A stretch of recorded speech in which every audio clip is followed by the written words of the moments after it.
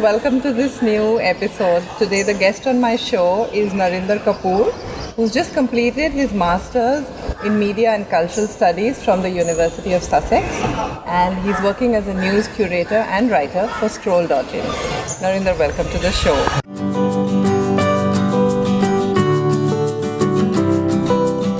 First question really is, when and how did your interest in the field of journalism develop? It started after I finished my 10th boards, and I used to go watch a lot of debates in school. I used to go take part in things like the Model United Nations programs that we had, and from there I developed an interest in international affairs. I began reading more, and slowly, bit by bit, I began contributing to some of our school's periodicals and publications as well. And from there, I developed an interest in the whole publication, editing, and news process. And one thing led to another, and then I decided to take up journalism as a career.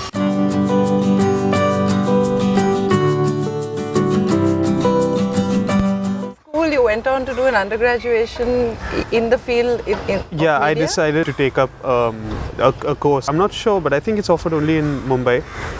It's called the Bachelors of Mass Media. Yes, it is in Bombay. So I joined SIES in Sion.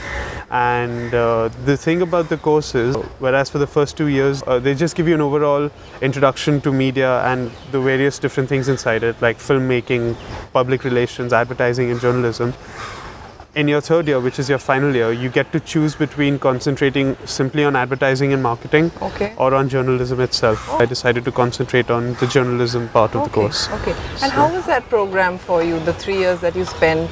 It was really good in terms of practical exposure to the whole field, because the emphasis in that course is on projects and your field assignments that you get from your professors, because most of the professors that do come to teach you, they're visiting faculty and they work in various companies and organizations that are part of the whole media industry.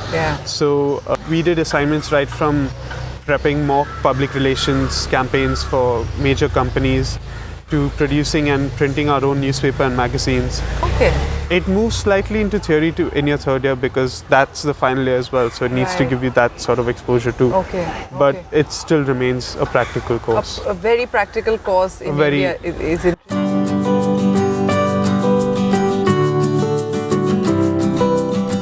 On to do your masters. I moved on to do my masters. I decided that the course that I did, BMM, it was very practical, but I felt I needed some sort of theoretical backing as well. So in order to do that, I decided to go abroad for a year and do my post-graduation in media and cultural studies, like you said. So I decided to do that from the University of Sussex in England. And how was that 1 year that you spent there? It was a really, really nice year. It was, academically speaking, it was a complete change. Whereas we'd spend most of our time in BMM going out and working and shooting and just collecting information. Here we would just sit in a class. Our professor would give us some topic depending on the curriculum for the day or for the subject, and we'd just keep discussing it throughout.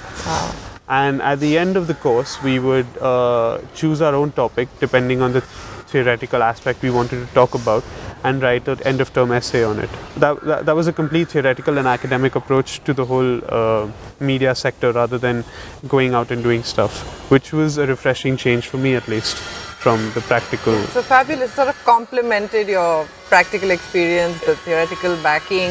It did. And more than that, it gives you a perspective on what you have been doing for the previous, and what I was doing for the previous 3 years. Gives a context. Yeah, it does give a context.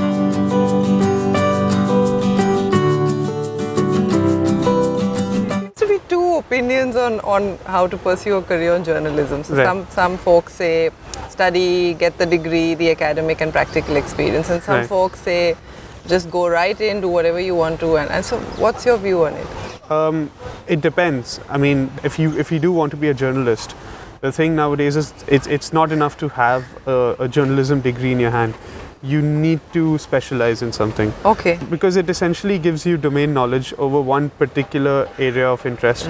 Not only does that increase your value to potential employers, or allows you to write on what basically you always wanted to write on. So say you prefer writing on technology, which is a huge thing nowadays. So you don't necessarily need to have a course in information or information technology in your hand, but it would be great if you were constantly exposing yourself to that area. So from an academic perspective, a lot of people, they do professional degrees, or they do very theoretical science-backed degrees such as biochemistry. And then for a post-graduation, they do journalism. Okay. So this allows them to then go into journalism As a and then science. as a Okay. science as well. Okay. Okay. Wow. So you're saying that possibly you could, in your undergraduation, you could do whatever you like and do this postgraduate program in media and Yeah. media studies, and then move into career in journalism. Yeah, because essentially if you want to get into journalism and if you know what you want to write about, then doing a course related to what you want to write about beforehand makes it easier when you actually want to go out and start writing about it. Right. Rather than doing an overall media degree such as BMM in your undergraduate, Right. and then moving towards a specialized course in your postgraduate. Right. So, but it works either way. There's no particular set rule to it. Yeah.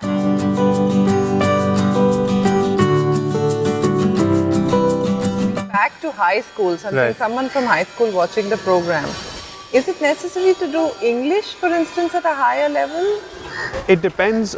It actually depends nowadays on what language you want to write or produce in. Because thanks to new media and the websites and everything, you can pretty much write and produce content in practically any language that you want. But if you do want to get into the English medium, or say for example the Hindi medium, having a high level of proficiency in that particular language does become necessary. Yeah, okay. Especially if you want to go into video journalism. Okay, so which could come either from actually studying the subject at a higher level or just reading. Speaking from my experience in high school, I didn't particularly go out to get internships with newspapers or to visit a newsroom one day to get an idea. I simply exposed myself to a lot of things. I simply read a lot. I simply attended a lot of events here and there. And that helped me in essentially getting to know what I would like to write about eventually. Right. But there are lots of people who do like doing internships, who do like visiting newsrooms at this time as well. So to each their own, but it's mostly about exposure. It is mostly about exposure, no matter what level you are. Okay.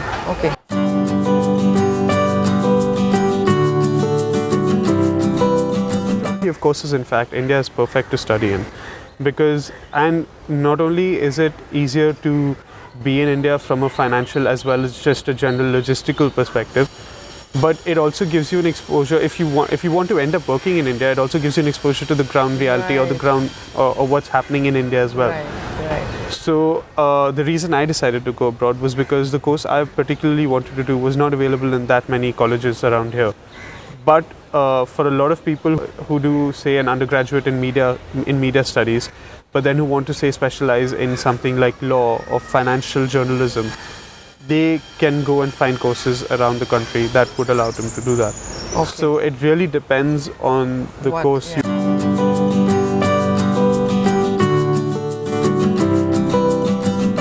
Social media, the readership abroad seems to be falling. In India, probably not so much. You're in a new media field. Right. So what advice would you give someone in terms of which of the two should you be in, or what are the future prospects in both? The thing with new media is it's here to stay.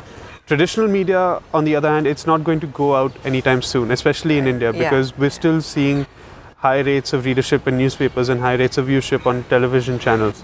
A lot of websites in India are owned by major media and corporate houses. So it does balance itself out like that. New media may sound easy, such as just writing a report and having it published on a website, but there's a lot more to it, such as the whole technical background of it. And slowly but surely, most new employees are expected to have a bit of a technical background in terms of website maintenance, in terms of managing pictures and managing feeds online. But then again, it contrasts with traditional media, where you're expected to go out and have a lot of sources, a lot of contacts, and get a lot of input and information on what's happening on the ground. So they do have both their advantages and disadvantages. So it really depends on where you want to start. But for now, moving between both fields is very easy.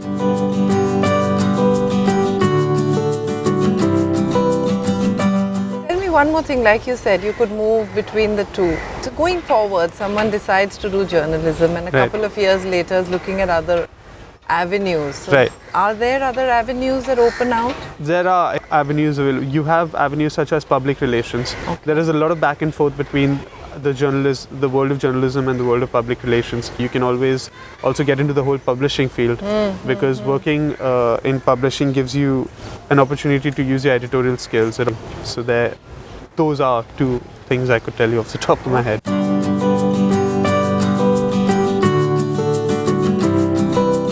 It's going to sound strange, but the most interesting class I had over there was nothing related to journalism at all. Okay. During the latter half of my year there, they allowed us to do subject modules from another course.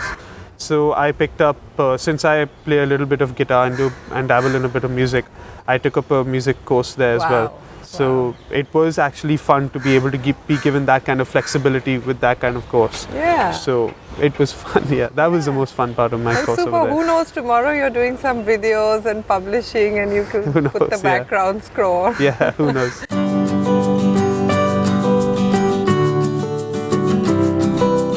Maybe that one thing you would pack with you if you had to.